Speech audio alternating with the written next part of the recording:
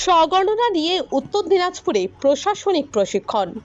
জাতীয় আদমশুমারি স্বগণনা প্রক্রিয়া সম্পর্কে সচেতনতা বাড়াতে বুধবার উত্তর দিনাজপুর জেলা শাসকের দপ্তরে জেলা শাসক জানান, স্বগণনার মাধ্যমে নাগরিকরা নিজেরাই তথ্য প্রদান করতে পারবেন। তবে কেউ তা করতে না পারলে নির্ধারিত সময়ে সেন্সার গ্রহণকারীরা বাড়ি গিয়ে তথ্য সংগ্রহ করবেন।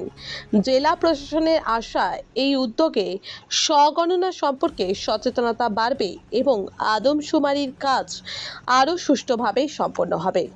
উত্তর দিনাজপুর জেলা প্রশাসনের তরফ থেকে আমরা একটা কোঅর্ডিনেশন মিটিং সবার সাথে আয়োজিত করেছিলাম, যেখানে উপস্থিত ছিলেন আমাদের রায়গঞ্জ পুলিশ ডিস্ট্রিক্টের এসপি এবং ইসলামপুর পুলিশ ডিস্ট্রিক্টের এসপি।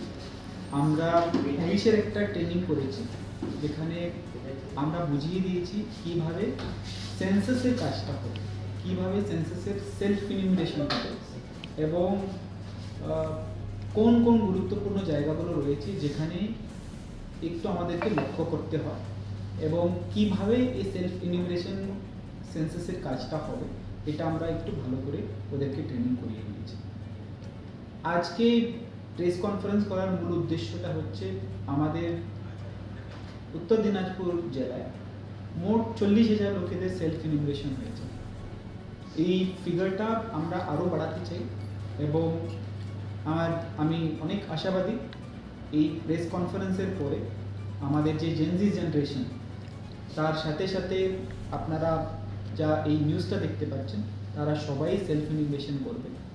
একটা খুবই সহজ এবং গুরুত্বপূর্ণ প্রক্রিয়া, যেখানে আপনারা রক্তের সমস্যা কি অবহেলা করছেন? অ্যানিমিয়া, ইনফেকশন থেকে শুরু করে ব্লাড ক্যান্সার, সময় মতো সঠিক ডায়াগনোসিস অত্যন্ত জরুরি। অ্যানিমিয়া ও ডেফিসিয়েন্সি প্রোফাইল টেস্ট, ব্লিডিং ও clotting test, advanced haematology test, cancer marker test, আধুনিক ডায়াগনস্টিকের মাধ্যমে রক্তের প্রতিটি সমস্যার নির্ভুল শনাক্তকরণ নিশ্চিত করা হয়। জীবনরেখা হাসপাতাল